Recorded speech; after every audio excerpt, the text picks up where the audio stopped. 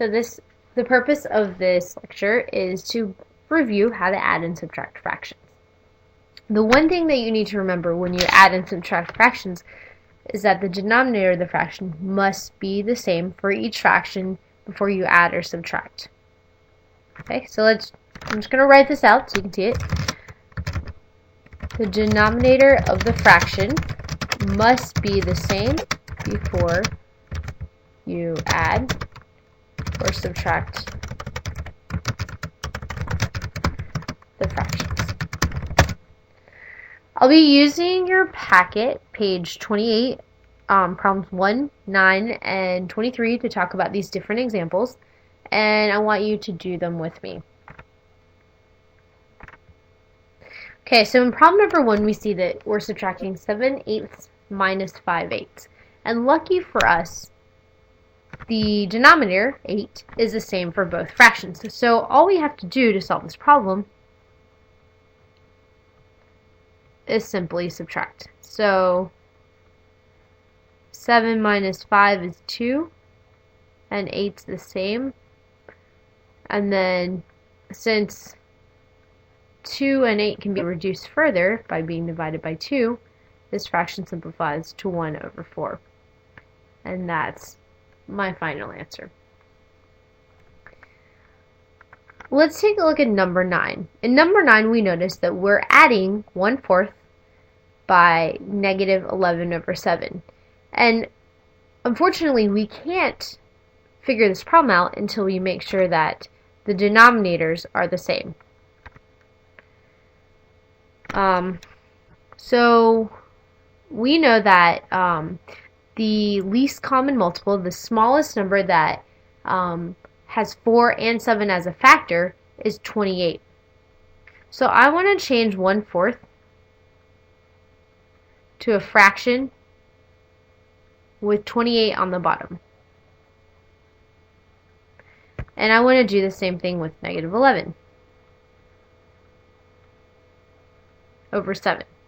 I want to change this to a fraction with 28 on the bottom.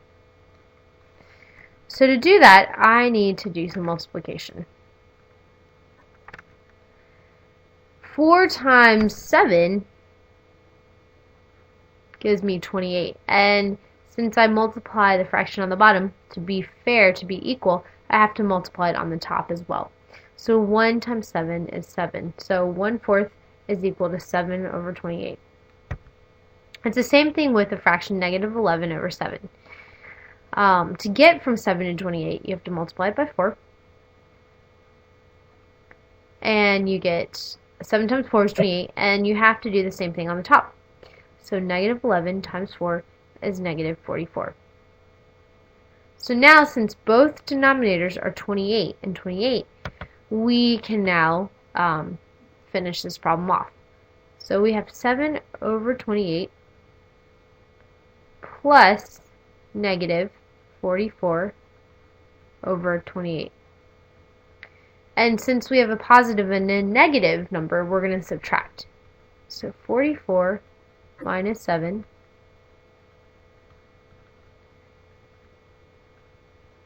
is 37. And since there are many more negative numbers than positive numbers, this number is actually negative. So our final answer is negative 37/28.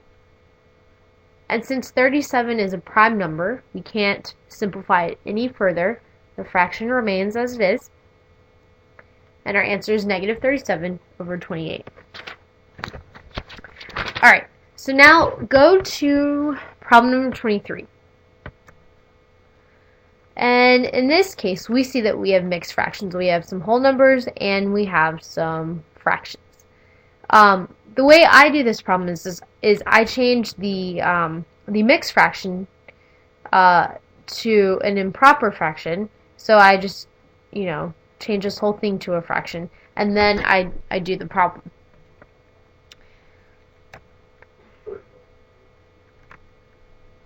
So 4/7/8 is the same thing as saying 4 times 8, which is 32, 32 plus 7 is 39. So it's the same thing as saying 39 over 8. And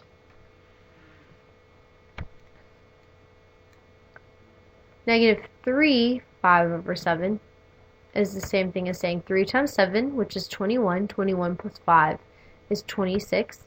So this is -26 over 7. And here we notice that 8 and 7 are not the same denominator. So the next smallest number that contains both 8 and 7 as a factor is 56. So I need to change the denominator to 56 for both of these fractions. So let's see here, 56 and 56. To do that, I need to multiply the top and the bottom of this first fraction by 7. So 8 times 7, which is 56. 39 times 7, which is, let's do the math on the side. 9 times 7 is 63. 3 times 7 is 21, so 27. 273.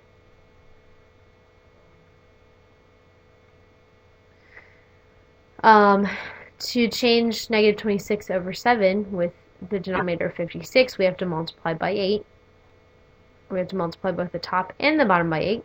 7 times 8 is 56. 26 times 8 is, let's do the math. 6 times 8 is 48. 2 times 8 is 16, plus 4, which is 20. So we get 208. And this is negative. And we notice up here that we're also subtracting. So when you subtract a negative number, it's essentially the same thing as saying that you're adding the two fractions together.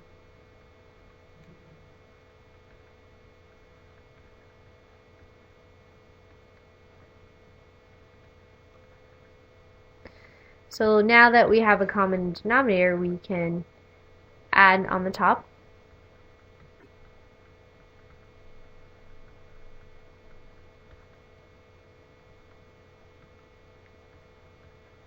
So we get 481 over 56.